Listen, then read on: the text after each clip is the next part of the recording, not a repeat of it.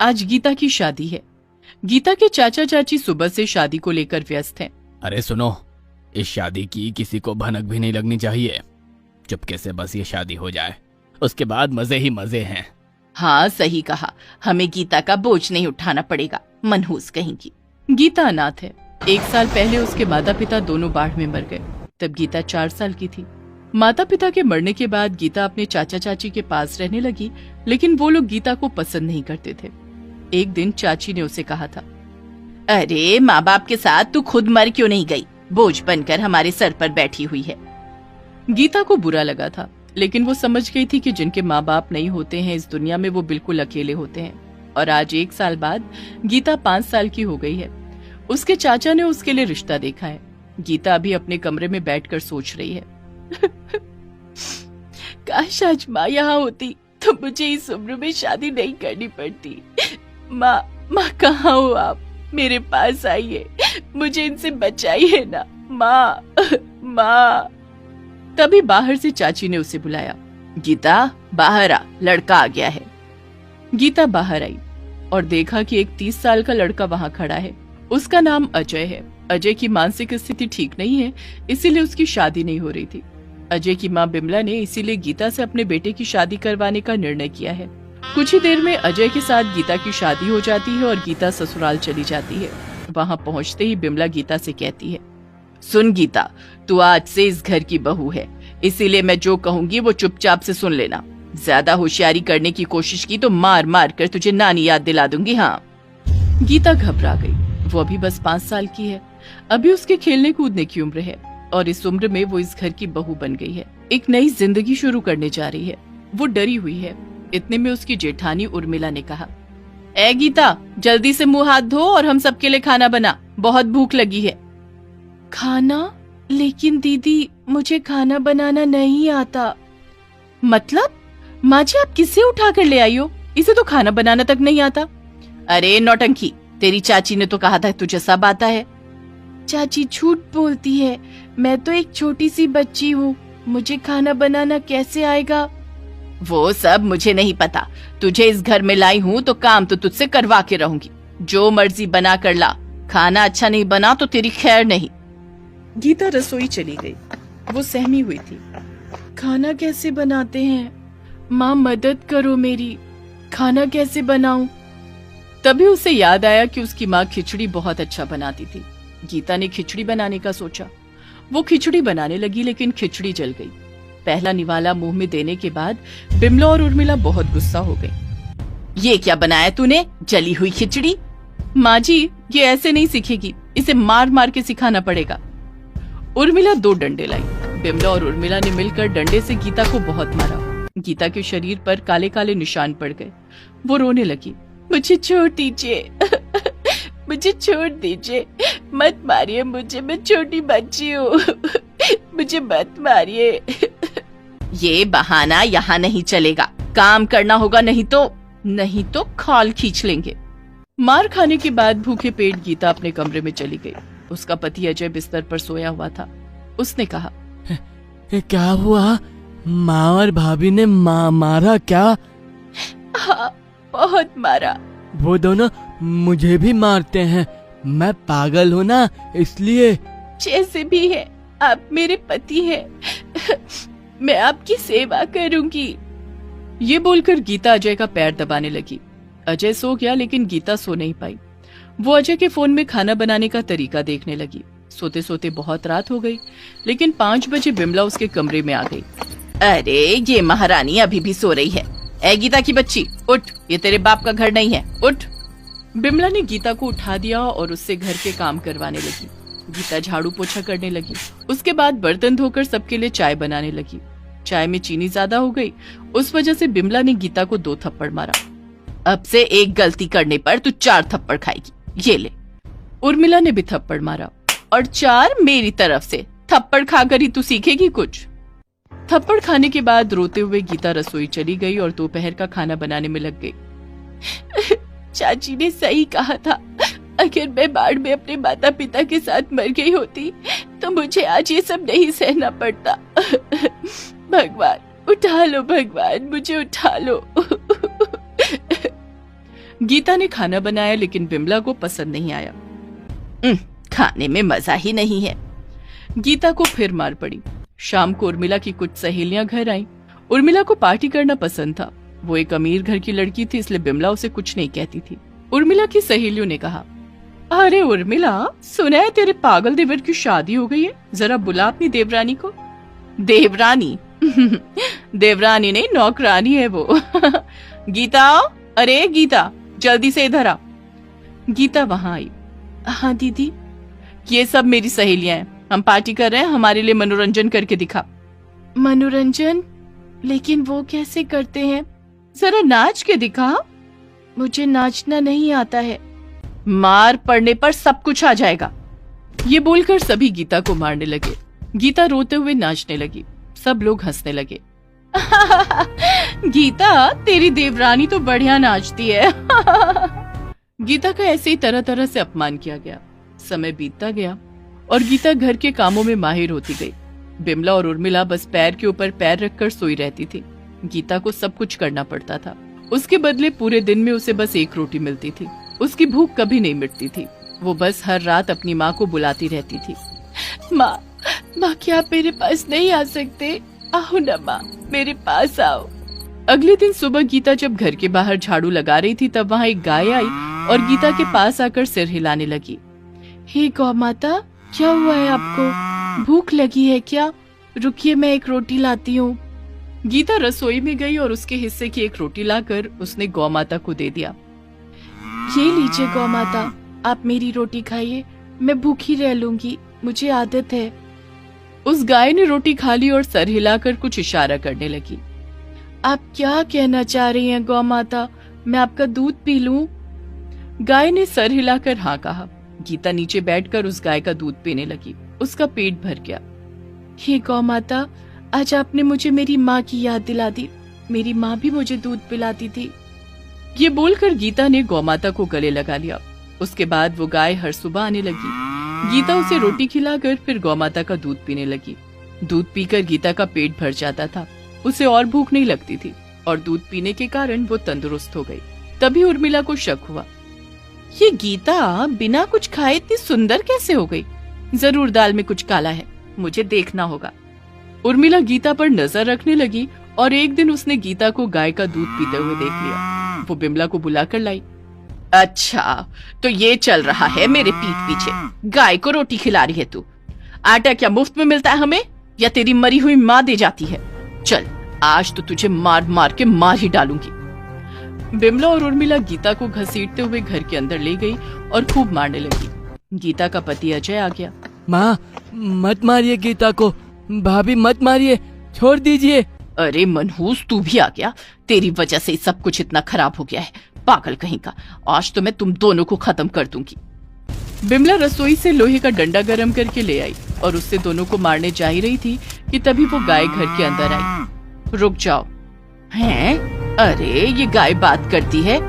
तभी वो गाय सभी को चौंका कर गीता की माँ में बदल गई। माँ, तुम? हाँ बेटी, मैं। एक माँ का शरीर मर सकता है लेकिन आत्मा हमेशा जिंदा रहती है। आज मैं इन दोनों को खत्म कर दूंगी और मेरी बेटी को बचाऊंगी। ये बोलकर उसने जादुई शक्ति से बिमला और उर्मिला को भस्म कर दिया। गीता अपनी माँ की गोद में चली गई।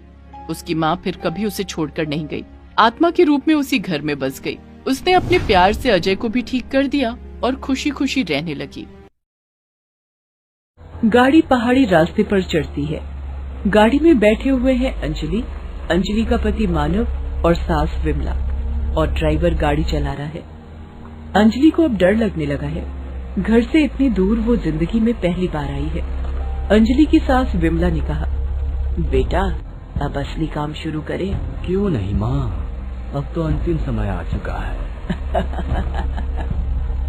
ड्राइवर गाड़ी रोको, यहाँ पर कुछ जरूरी काम है। अंजलि गांव की एक सीधी साधी लड़की है, मगर वो बौनी है, इसीलिए गांव के लोग उसे चिढ़ाते हैं।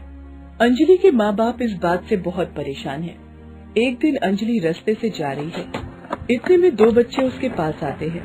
अंजलि दीदी, आप कितनी छोटी सी है, हम आपसे उम्र में कितने छोटे हैं, मगर आपसे कितने लंबे हैं।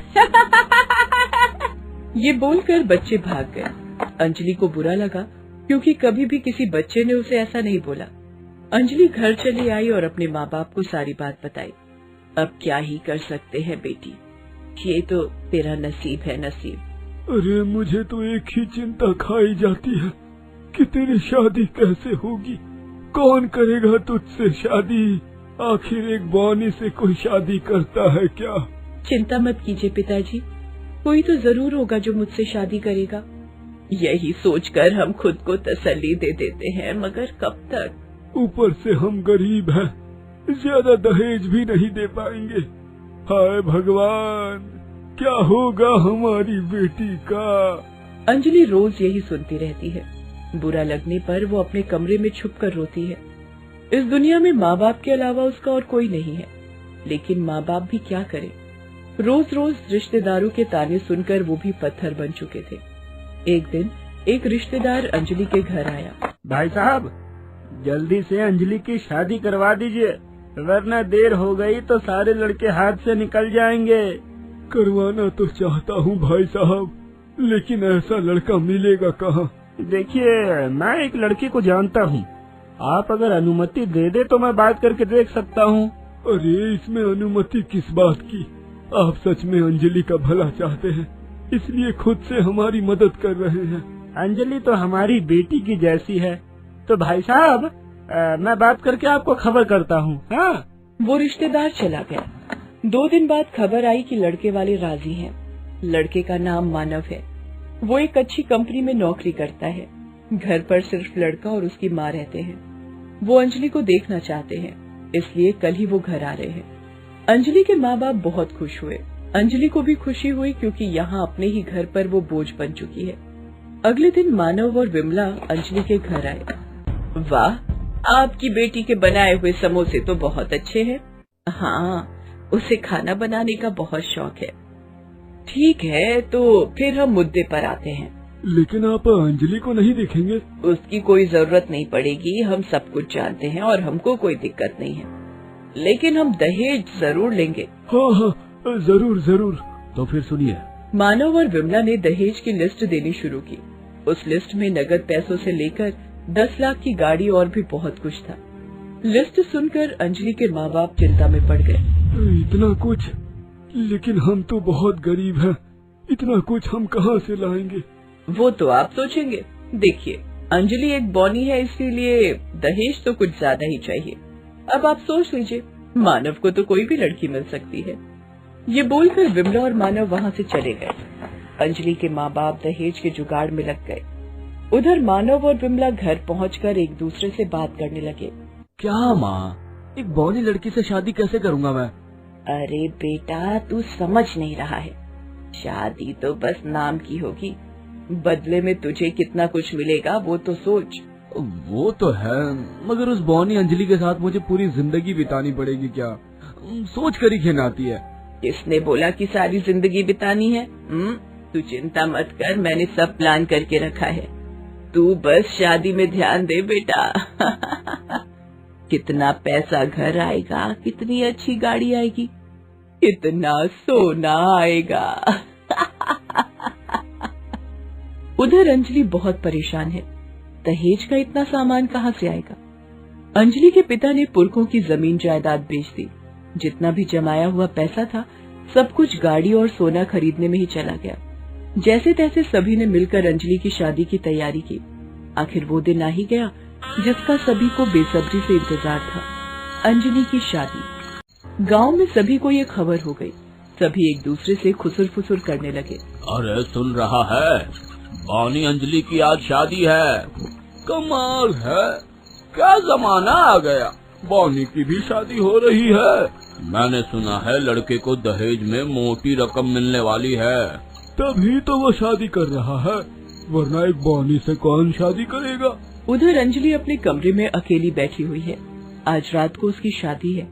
उसे विश्वास ही नहीं हो रहा है, कोई तो है जो उस जैसी बॉनी लड़की से शादी करना चाहता है। वो खुश है और साथ ही साथ डरी हुई भी। आज तक माँ बाप को छोड़कर वो कहीं पर भी नहीं गई और आज उसको यहाँ से चले जाना पड़ेगा हमेशा के लिए। वो दुर्गा माँ को याद करती है। हे माँ, आप तो सब कुछ जानती हैं, आपको तो पता ही है कि मैंने क्या क्या सहा है। मुझे बहुत डर लग रहा है, आप मेरी मदद करना। थोड़ी देर बाद मानव घोड़ी पर सवार होकर चला आता है और विमला भी चली आती है। अंजलि के घर के बाहर दहेज की नई गाड़ी खड़ी है। बेटा ये देख, ये गाड़ी हमारी है। इस गाड़ी पर सवार होकर ही हम यहाँ से जाएंगे। हाँ माँ, मुझे तो बहुत मजा आ रहा है। इतना सब कुछ, वो भी बिल्कुल मुफ्त। मानव मंडप पहुँचता है और अंजलि को भी वहाँ पर लाया जाता है। पंडित जी शादी शुरू करने ही जाते हैं। उसी वक्त एक आदमी आकर विमला के कान में कुछ बोलता है। रुक जाइए पंडित जी। क्या हुआ? शादी क्यों रोक दी? क्योंकि आपने आपका वादा पूरा नहीं किया। आपसे तो 20 लाख नगद की बात हुई थी, तो 1 लाख कम क्यों है? देखिए, 1 लाख रुपए का बंदोबस्त नहीं हो पाया। मैं वचन देता हूँ, 1 हफ्ते के अंदर मैं 1 लाख रुपए दे दूंगा। तो शादी भी 1 हफ्ते बाद ही होगी। ऐसा मत कीजिए बहन जी, बड़ी मुश्किल से ये सब बंदोबस्त कर पाया हूँ। तो मैं क्या करूँ? अभी 1 लाख दीजिए, तभी होगी ये शादी। तभी अंजलि की माँ वहाँ पर आती है और अपने गले से एक सोने का हार निकाल कर दे देती है। ये लीजिए बहन जी, ये मेरी माँ ने मुझे दिया था, यही उनकी आखिरी निशानी है। अब आप ये रख लीजिए, इसकी कीमत 1 लाख से ज्यादा होगी। ठीक है मानव, बैठ जा। पंडित जी, आप शादी शुरू कीजिए। ये सब देखकर अंजलि रो पड़ती है। रोते हुए शादी के सारे नियम पूरे करती है। शादी हो जाती है। शादी के बाद विमला और मानव नई गाड़ी के पास जाते हैं। माँ जल्दी चलो, अब यहाँ पर ज्यादा देर नहीं रहना। हाँ जाना तो पड़ेगा ही, पर अपनी पत्नी को भी तो ले ले। भाड़ में जाए पत्नी, ऐसी पत्नी होने से तो मर जाना बेहतर है। बौनी कहेगी। ये सब क्या बकवास कर रहा है? तू क्या मरेगा? मरेगी तो वो चुड़ैल। इसके बाद विदाई का वक्त आता है। अंजलि बहुत रोती है, फिर गाड़ी में बैठ जाती है। मानव पीछे की सीट में उसके पास बैठता है और विमला सामने बैठती है। ड्राइवर गाड़ी को स्टार्ट करता है और चलाना शुरू करता है। कुछ देर गाड़ी चलती है। थोड़ी देर बाद विमला ड्राइवर को एक मोड़ पर गाड़ी दूसरी तरफ मोड़ने के लिए बोलती है। ड्राइवर वैसा ही करता है और कुछ देर चलने के बाद गाड़ी एक पहाड़ी रास्ता पकड़ती है। क्या हुआ? हम इस रास्ते से क्यों जा रहे हैं? अंजलि डर गई, क्योंकि उसने नहीं सुना था किसी पहाड़ के बारे में। तो फिर ये लोग पहाड़ों के रास्ते से क्यों जा रहे हैं? गाड़ी कुछ देर और चली। बेटा, अब असली काम शुरू करें। क्यों नहीं माँ, अब तो अंतिम समय आ चुका है। ड्राइवर, गाड़ी रोको, यहाँ पर कुछ जरूरी काम है। ड्राइवर ने गाड़ी रोकी।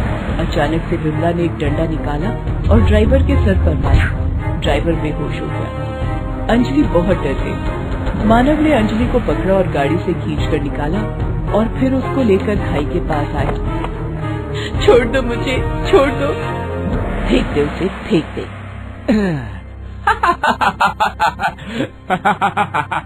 मानव ने अंजलि को खाई में फेंक दिया और वो दोनों खुशी से चिल्लाने लगे।